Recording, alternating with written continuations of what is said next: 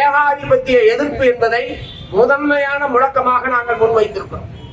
அமெரிக்க ஏகாதிபத்தியம் ஈரானோடு சண்டையை துவங்குவதற்கான எந்த அடிப்படை நியாயமும் கிடையாது. அவர்கள் என்ன சொன்னார்கள்?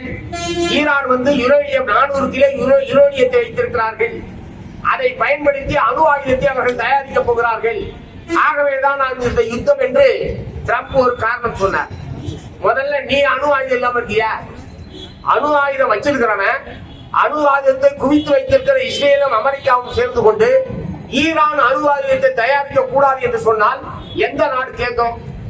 உலகத்தில் பல நாடுகளில் இன்றைக்கு அணு ஆயுதங்கள் என்பது இருக்கிறது. அணு யுத்தம் துவங்கினால் உலகமே பூண்டோடு அழிந்துவிடும் என்ற காரணத்தினாலேதான் ஒவ்வொருவரும் அணு ஆயுதத்தை வைத்திருந்தாலும் அணு ஆயுத போர் என்பது உலகத்தில் துவங்காமல் இருக்கிறது. ஏனென்றால் அணு ஆயுத போர் என்று ஒன்று துவங்கினால் மனித குலம் இத்தோடு முடிந்துவிடும். அந்த போரை பார்ப்பதற்கு கூட யாரும் உயிரோடு இருக்க மாட்டார்கள். பிறகு ஏன் அதை வைத்திருக்கிறார்கள்? ஏன் எல்லா நாடுகளும் வைத்திருக்கிறார்கள் என்று சொன்னால் அவரவர் நாட்டினுடைய உள்நாட்டு பாதுகாப்பு. வேற எவனும் வைத்திருக்கவன் நம்முடைய நாட்டின் மீது அணு ஆயுத போரை தொடுத்துவிடக் கூடாது என்பதற்காகத்தான் இந்தியா உட்பட எல்லா நாடுகளும் அணு ஆயுதங்களை வைத்திருக்கிறார்கள். ஆகவே ஈரான்காரன் மட்டும் அணு ஆயுதத்தை வைத்திருக்க கூடாது என்று சொல்வது என்பது உண்மையான காரணம் அல்ல. அமெரிக்காவுடைய ஒரே நோக்கம் அங்கே இருக்கக்கூடிய எண்ணெய் வளத்தை, ஈரானில் உள்ள எண்ணெய் வளத்தை கொள்ளையடிக்க வேண்டும், ஈரானுடைய எண்ணெய் வர்த்தகத்தை தன்னுடைய கட்டுப்பாட்டில் கொண்டு வர வேண்டும் என்கிற நோக்கத்தோடு தான் அமெரிக்க ஏகாதிபத்தியம் ஈரானின் மீது அத்தகைய யுத்தத்தை அவர்கள் தொடுத்தார்கள். ஆகவேதான் ஆரம்பத்திலிருந்து இது அமெரிக்கா தன்னுடைய சொந்த லாபத்திற்காக, வர்த்தக நலனுக்காக துவங்கி இருக்கிற யுத்தம் என்கிற முறையில் மார்க்சிஸ்ட் கம்யூனிஸ்ட் கட்சி ஆரம்பத்திலிருந்தே இதற்கு எதிர்ப்பை தெரிவித்து வருகிறது. யுத்தம் துவங்குகிற போது $70 ஒரு பேரல் கச்சா எண்ணெய் விலை. பிப்ரவரி மாதம் 28ஆம் தேதி சண்டையை துவக்கிய போது ஒரு பேரல் கச்சா எண்ணெயுடைய விலை $70.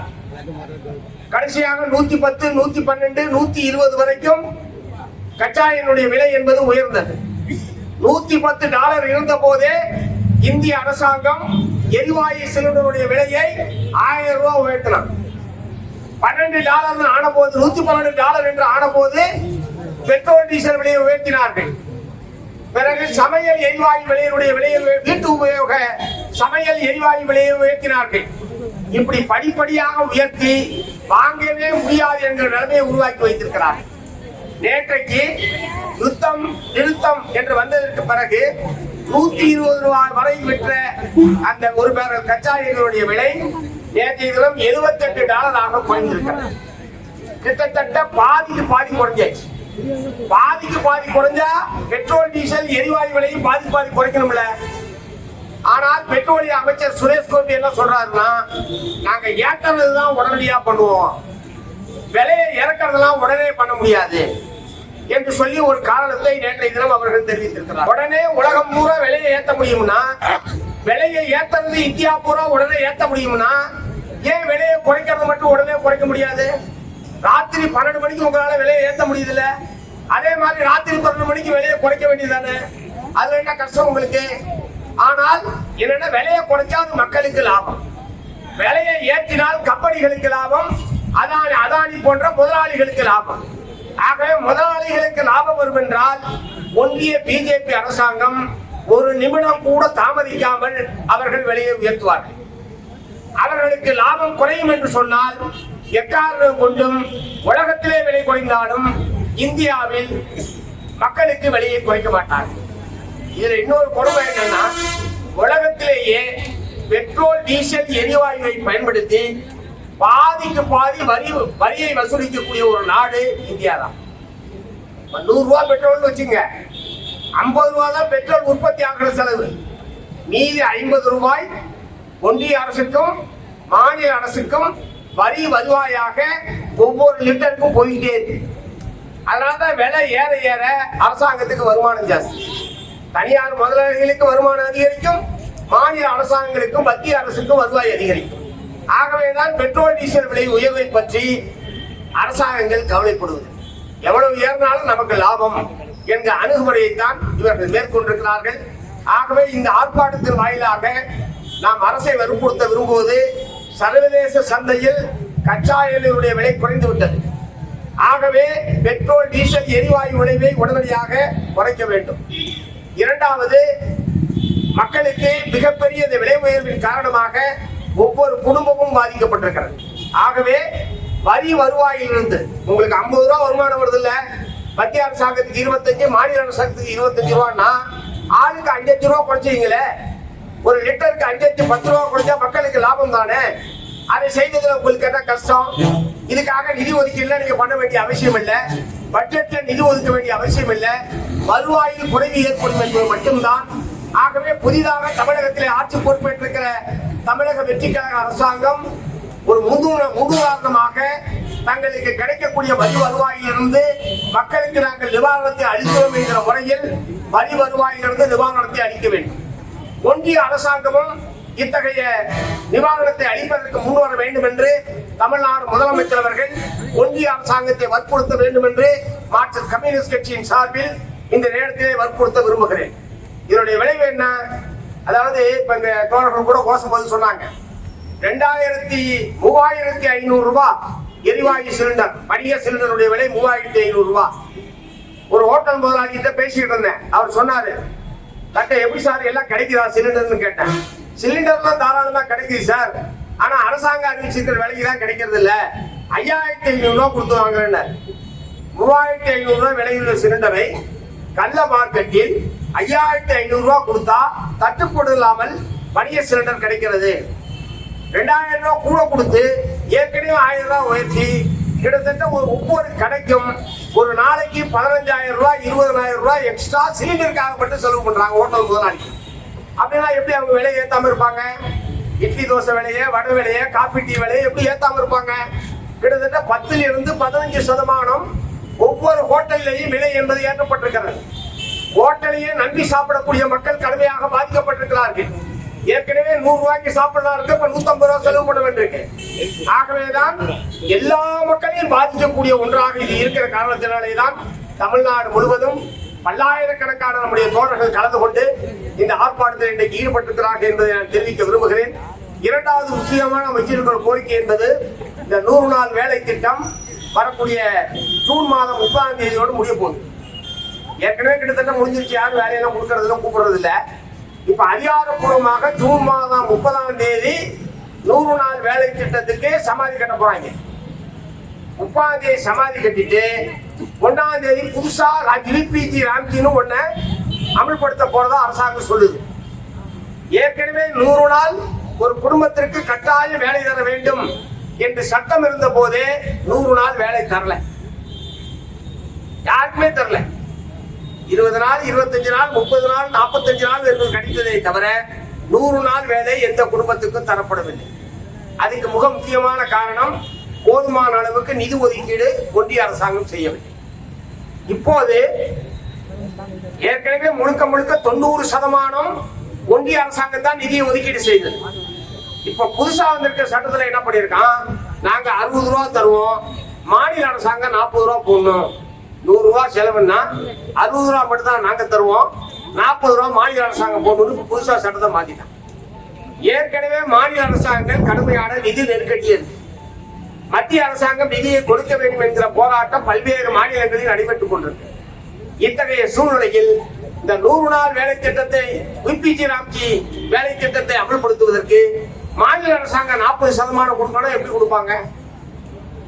என்ன நடக்க போகுதுன்னா, நான் 60 ரூபாய் ஒதுக்கிட்டேன், உங்க மாநில அரசாங்கம் தான் 40 ரூபாய் ஒதுக்கல, ஆகவே வேலை திட்டம் இல்லை, வேலை இல்லை என்று மாநில அரசாங்கங்களின் மீது பழி போடுவதற்குத்தான் அது பயன்படுமே தவிர மக்களுக்கு வேலை கிடைப்பதற்கான எந்த வாய்ப்பும் கிடையாது.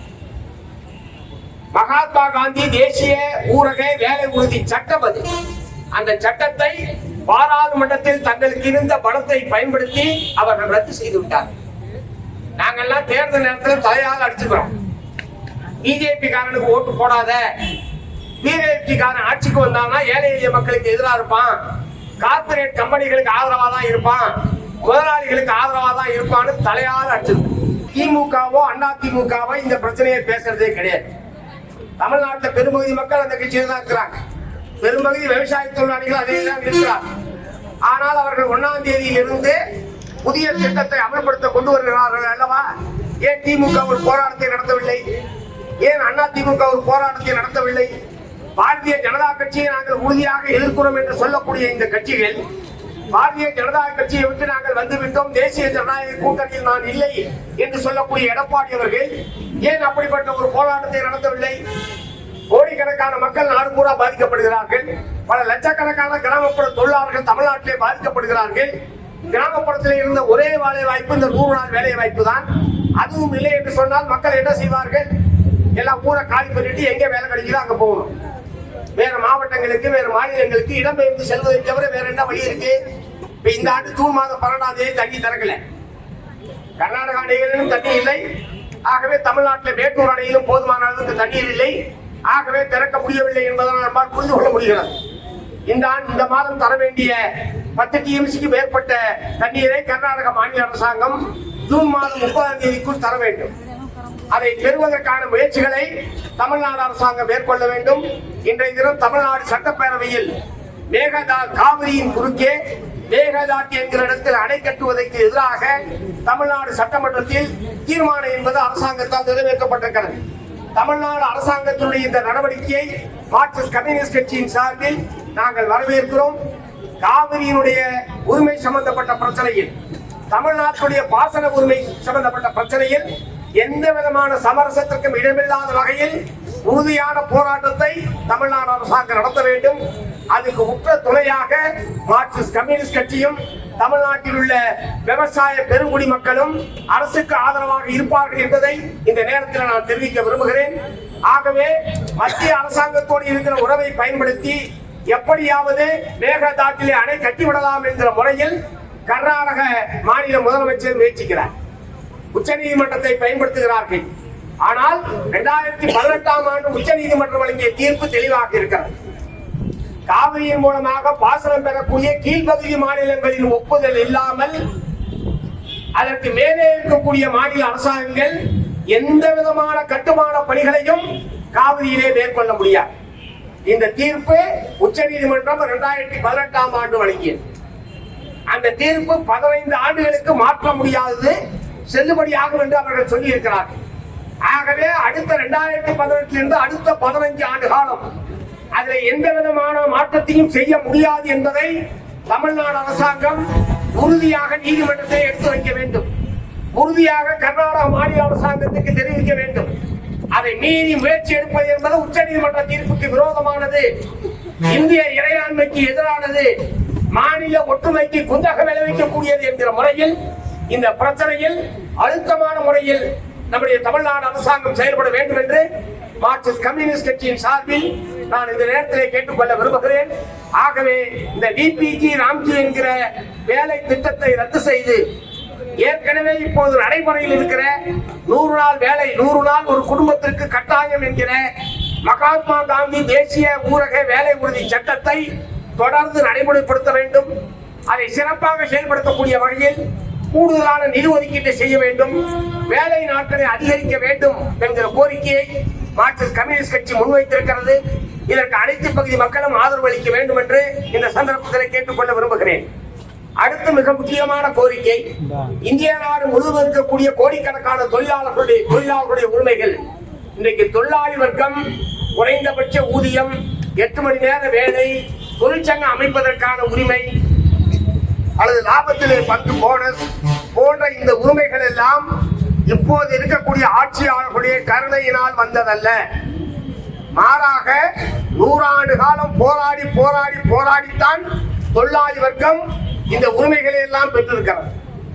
100 ஆண்டு காலம் இந்திய தொழிலாளி வர்க்கம் போராடி பெற்ற உரிமைகளை பறிக்கக்கூடிய வகையில் தொழிலாளர் சட்டங்களை எல்லாம் ரத்து செய்து 4 தொழிலாளர் தொகுப்பு சட்டங்கள் என்கிற பெயரில் 2020ஆம் ஆண்டு ஒன்றிய பிஜேபி அரசாங்கம் கொண்டு வந்து கடந்த ஏப்ரல் மாதம் 1ஆம் தேதி முதல் அமலுக்கு வந்துவிட்டது.